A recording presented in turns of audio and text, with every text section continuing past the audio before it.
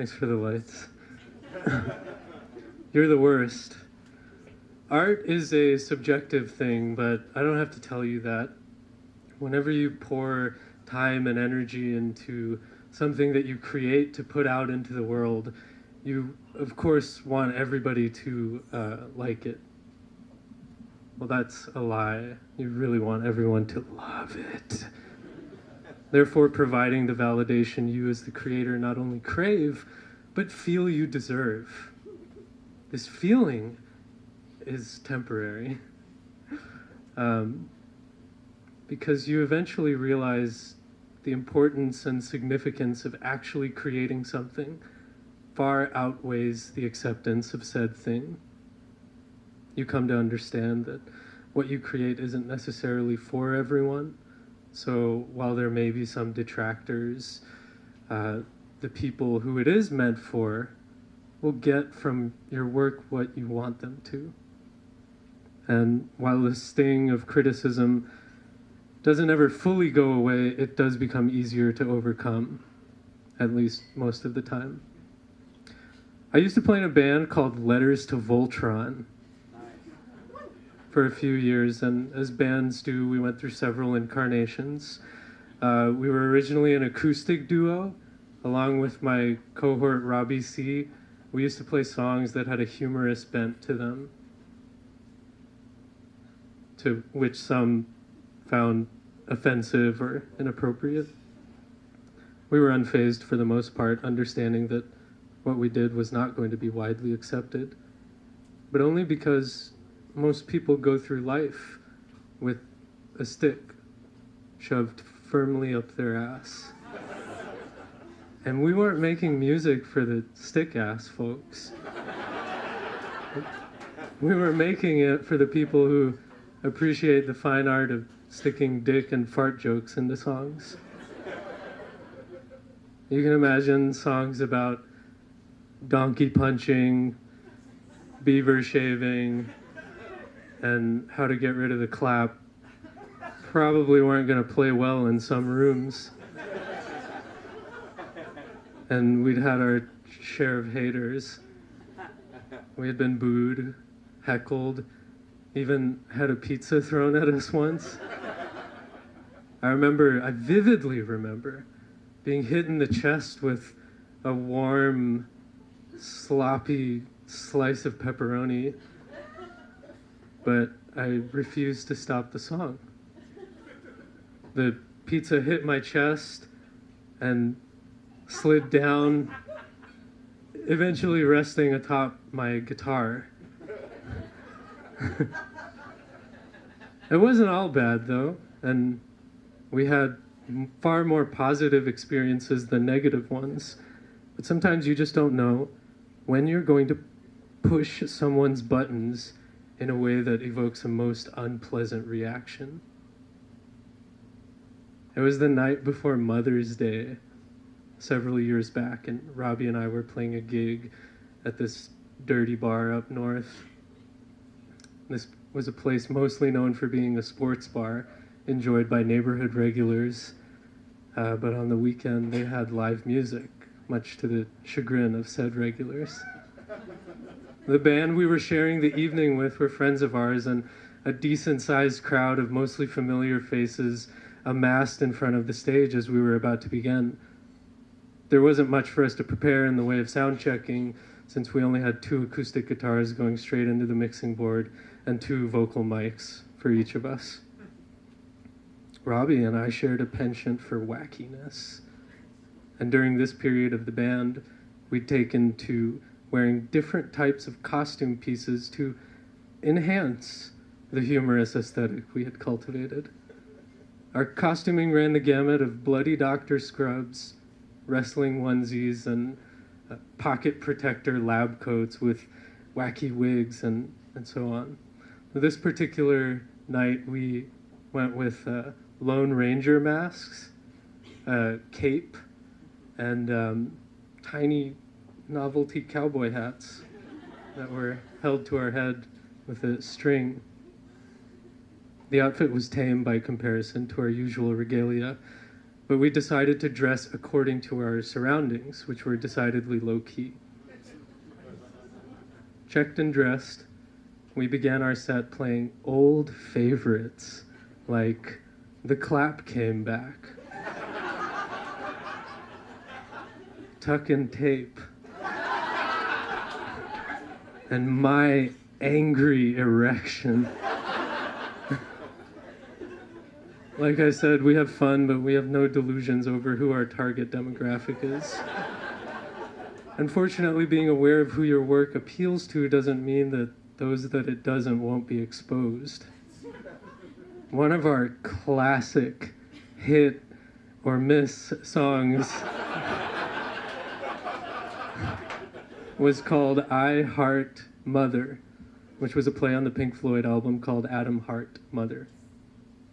The song was told through the perspective of a young man telling his best friend that he had been having sex with his mother for the entirety of their friendship. The lyrics detail the early years of their affair, beginning when he was a teenager, goes on through college, and then into adulthood, with the chorus proclaiming loud and proud the line, "I fucked your mom," over and over. As I mentioned before, this was the day before Mother's Day. So I gave a lengthy intro before the song about how important mothers are and how deserving of our love and respect they were.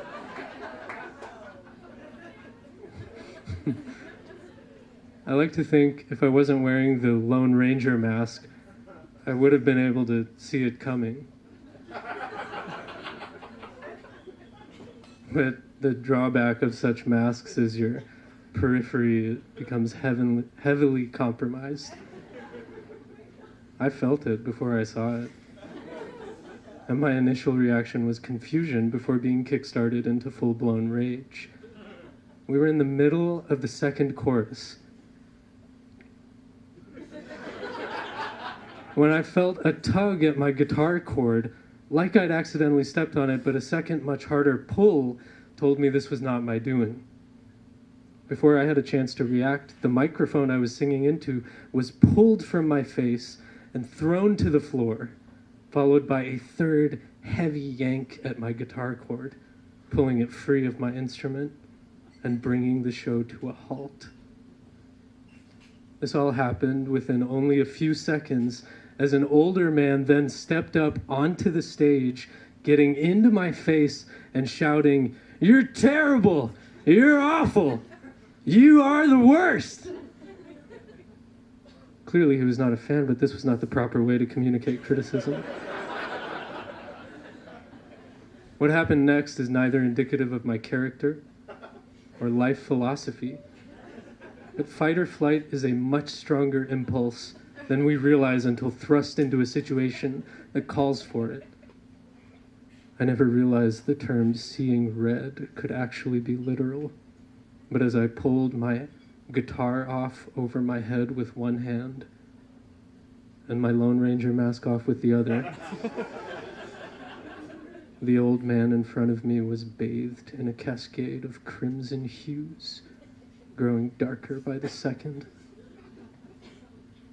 "What the fuck?" was all I could muster as I stepped toward him, walking us both off the stage, my hand reaching out to grab hold of the front of his shirt.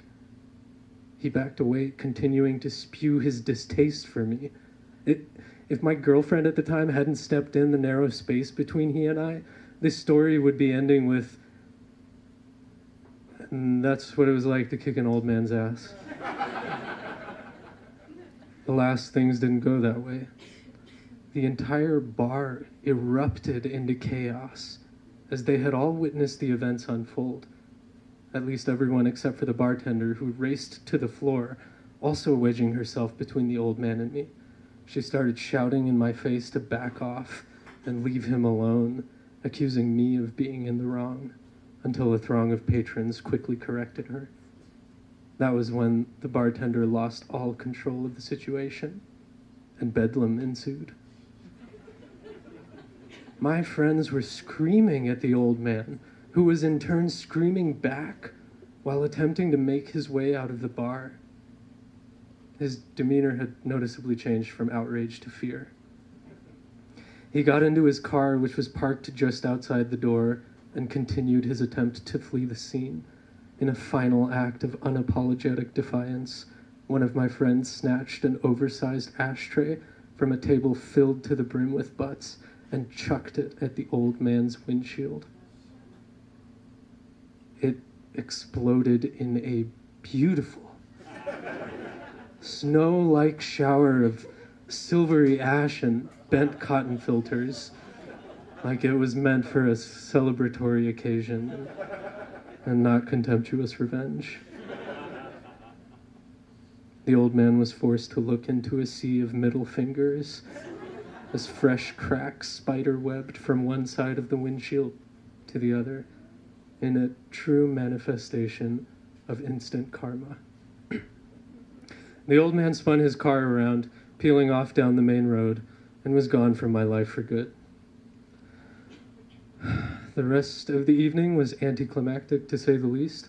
I cooled down, and after the bartender was filled on what happened, she apologized, and we ended up finishing our set. I acted like the whole thing didn't bother me and feigned laughing it off, but I was secretly still fuming over the ordeal. On one hand, I viewed it as a win, because something I created evoked emotion and reaction, as art is supposed to do. But on the other, I felt a real line had been crossed. Just because you don't like or understand something doesn't give you the right to try and destroy it. I was just going to have to accept that there are people like this old man in the world who think just the opposite. At the end of the night, my friend from the other band and I sat in the back office of the bar, across a desk from the bartender, paying us out for the evening. I fumed in silence, while he sweet-talked her for reasons that were selfish and all his own. She handed over the cash while making excuses for it not being as much as we were promised, and quickly segued into how she had won a pretty titty contest recently at some other awful bar. Without any prompting, she pulled down her blouse to show off her prize-winning tay-tays, much to my bewilderment. I, myself, am a staunch lover of titties of all kinds. But if she won, I would hate to see the other contestants.